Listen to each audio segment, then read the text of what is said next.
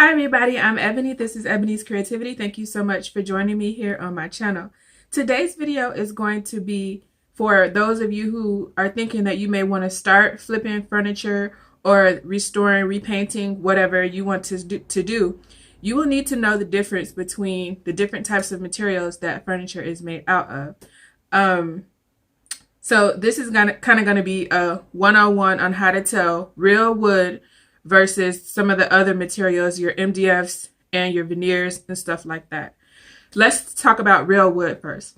Real wood is going to be more expensive than the other options. And like if you're out thrifting and you want to know if a piece is real wood, these are some kind of things that you can check for. Real wood is heavy. So even if it's like a small piece, like a nightstand or something like that, it should have significant weight to it if it's made from real wood. A lot of real wood furniture has, you can tell, especially like if you open up the drawer, you will see, like I'll insert a picture here of one of the pieces that I've remade on the channel or reworked on the channel. You can see it has tongue and groove, and then I'll insert a picture here of like this desk here. This is just a cheap piece. I think it's from Walmart. You can see the difference. Like in real wood, they're gonna pay attention to detail. Because of the price point of real wood furniture, you'll get much more craftsmanship in the pieces. So look, pretty good way to check, and this is not always the case, but most of the time you're gonna see a lot of craftsmanship in the joining system on a piece of wood. So you'll see like the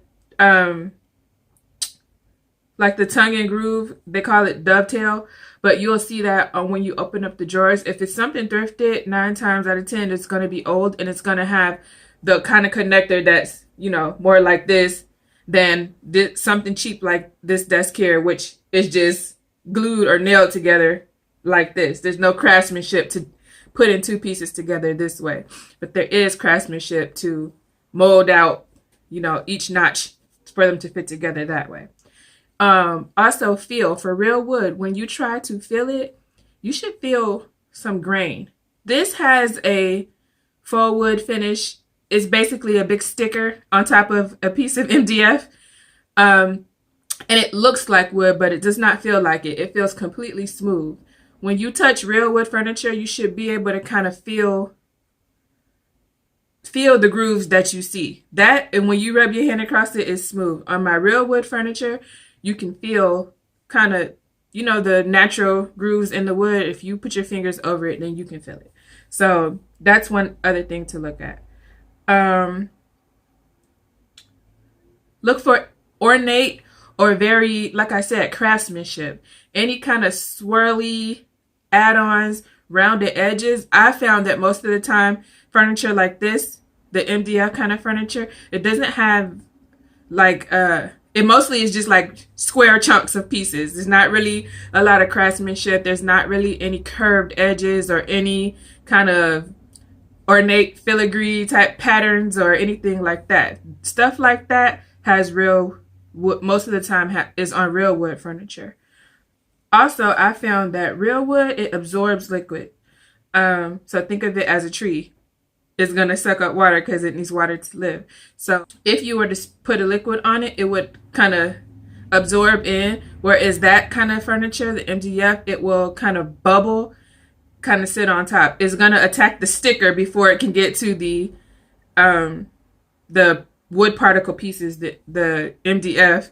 So you can kind of tell the difference as far as how they handle liquids. Like if you have a spill on a real piece of wood, sometimes you'll get that ring if you leave something wet on it and it's in there. That is just gonna kind of crumple up. If I were to put a drink and it had condensation, that would kind of crumple up and be ruined. The wood you could always sand down and refinish. Also, on any old antique pieces, even some of the newer stuff, you will see like factory marks. Sometimes they'll actually tell you like what kind of wood the piece is made out of. but you will see like maybe a maker's name, a seal, an emblem, IKEA is, or Walmart is not going to put any emblem or any seal on their pieces. But on a real wood piece, like I said, somebody has taken the time to put great craftsmanship into making that piece, and they are not going to let that go unknown. It'll be like Picasso not signing his piece of art. So real wood furniture, you're going to see some kind of marking. You're going to see some kind of company emblem, a stamp maybe that tells you what it's made from, and the maker. Most of the time, either like on the back or on the bottom of the piece, you'll see some kind of marking. And I'll show you an example of one on a piece that I have here.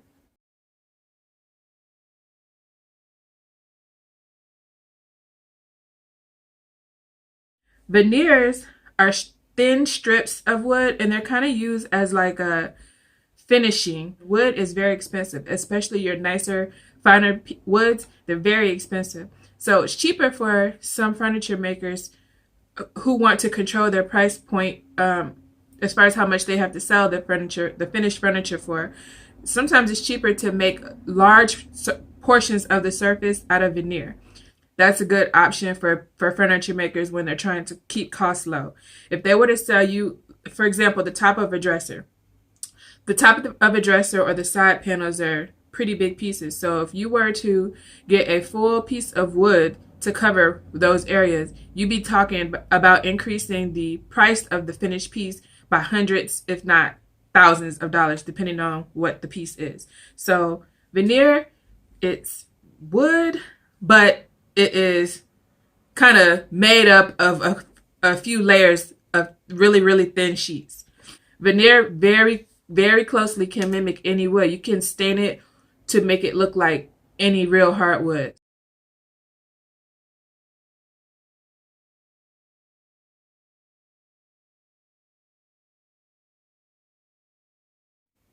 Or particle board, MDF. That stuff, that's like your IKEA furniture. So that stuff is pretty cheaply made. It's made from wood scraps and shards and glue. So it's not really high quality furniture, but it's very cheap because basically it's made out of trash, out of scraps and glue. And so you can make, good sized pieces of it, and you can make pretty relatively sturdy furniture with it, but it will be cheap. So think about like your IKEA furniture, your Walmart furniture, stuff like that, the bookcases and stuff like that. All that will be those. And you can kind of see it. If you look under the finish, you can kind of see it's just made from chunks. And I'll try to insert a picture if I can find some good photos of what I'm talking about. If you see a big piece of furniture and it is very lightweight for the size, 9 times out of 10 is this stuff. I could pick this up. I have wood pieces, real wood pieces that are similar in size, and I cannot pick them up because they are very heavy. This, you can just kind of move around easily. If it's a big piece and it's really lightweight, 9 times out of 10, it's not the real thing. It's made from particle board or MDF. Sometimes when you are trying to paint on things of this nature, the paint will not adhere. And I did have that problem when I did my built-ins. I talk about my built-ins on my DIY home tour video, which you can find on my channel. But when I did my built-ins, I was not able to paint the bookshelves easily. I just tried to use a regular latex paint. If I put latex paint on a real piece of wood, it would adhere and the paint would be on there. Unless it had a really, really thick layer of top coat. But for all intents and purposes, on a piece of wood, latex paint would stick. On those MDF bookshelves, the paint would not stick. It kind of bubbled off. And so I had to use a primer, a really good primer that would stick to pretty much any surface before I could apply paint. So if you're having a problem with your paint kind of bubbling off, or you're rolling it on and it's not adhering, 9 times out of 10, that is not real wood. That would be this kind of stuff, or particle board or MDF. Let's see. These kind of pieces, the Walmart furniture, the IKEA furniture, stuff like that. And that's no diss to Walmart or IKEA furniture. I really love wood furniture, but I do have, I think this is the only piece in my house that's not real wood. But, you know, it looks nice. It serves its purpose. I don't really use that desk a lot, to be honest. So when I find something on a great deal, I replace it. But it's serving its purpose for now. And when I first moved into my house, I did have a lot of things, you know, and I kind of just phased them out one by one as I found nicer pieces. So this is not a dig to any of those things. If that's what you have, cool. I have some too. So it's strictly informational to let you know the difference between the two.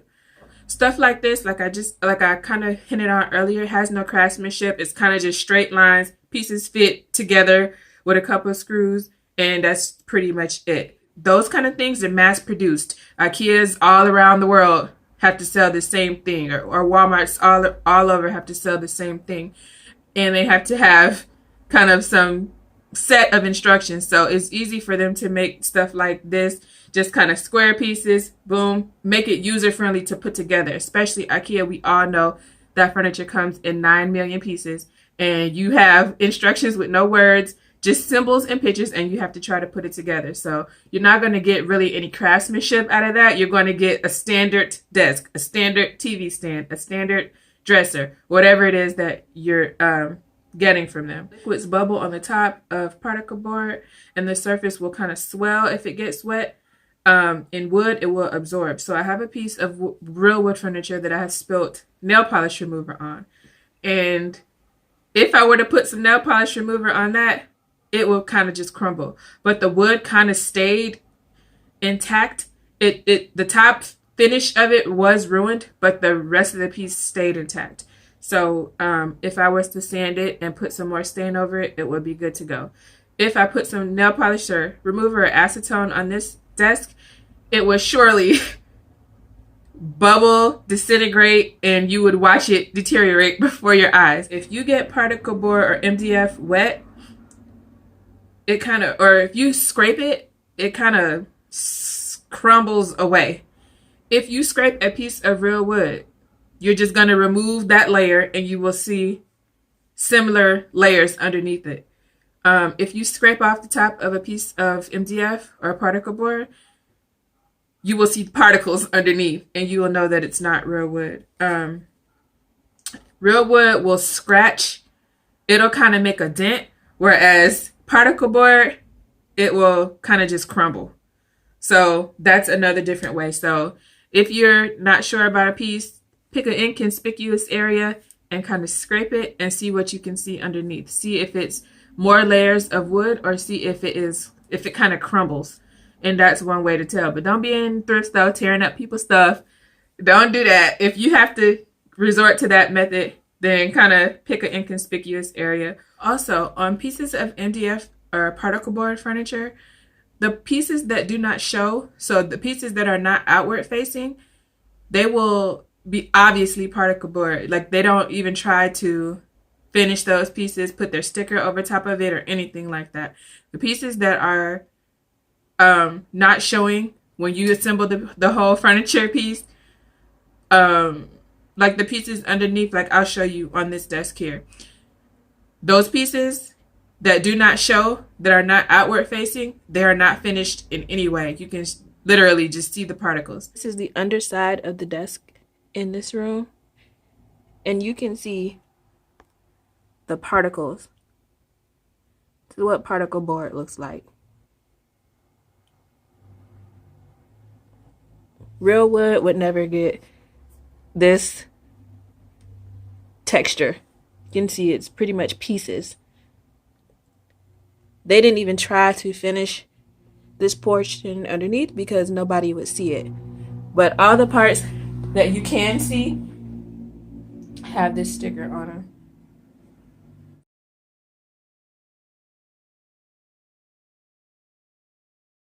them. When you are trying to refinish furniture, real wood just is much easier to deal with than stuff of this nature.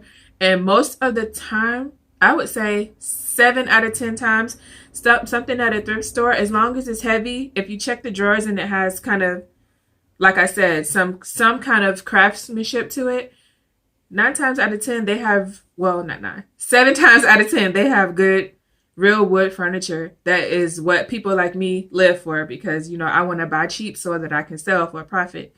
So, no diss to IKEA or Walmart, strictly informational so that you can know the difference.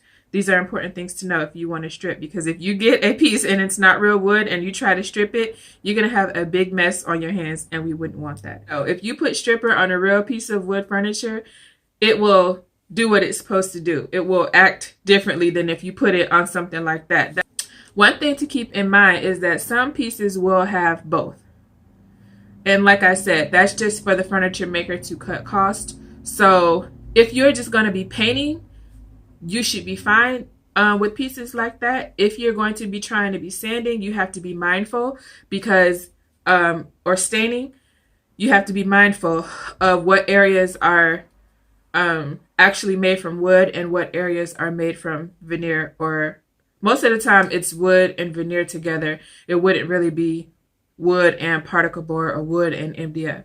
So like, for example, I had a piece, the body part was made from real wood and the top part was made from veneer. So when I put my stripper all over the piece, and when I tried to scrape off the stripper off the top portion, it did not budge at all.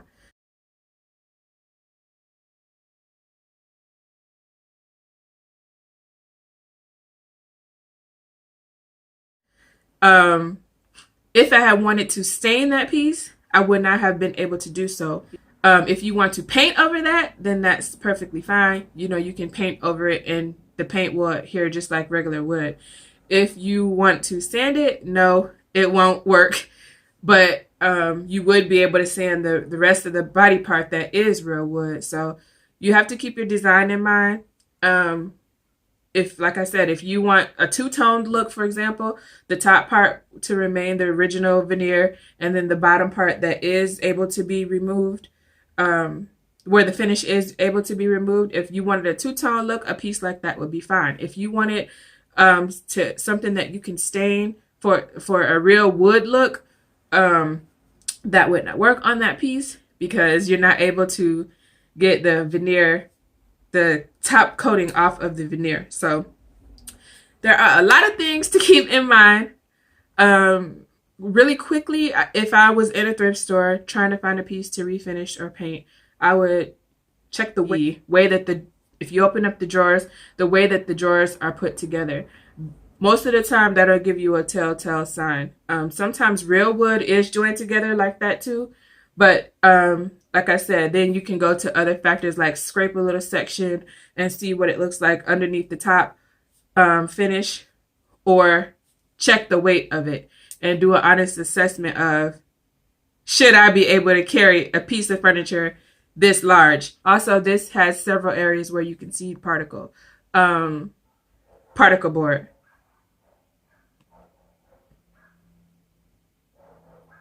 Y'all neighbors' dogs get on y'all nerves. Anyway, so yeah, pretty much said everything that I have to say. I think I covered all my notes on this topic. If you have any questions, please leave them in the comments section down below this video. Please subscribe to my channel if you have not already. And thank you so much for watching. Bye, guys.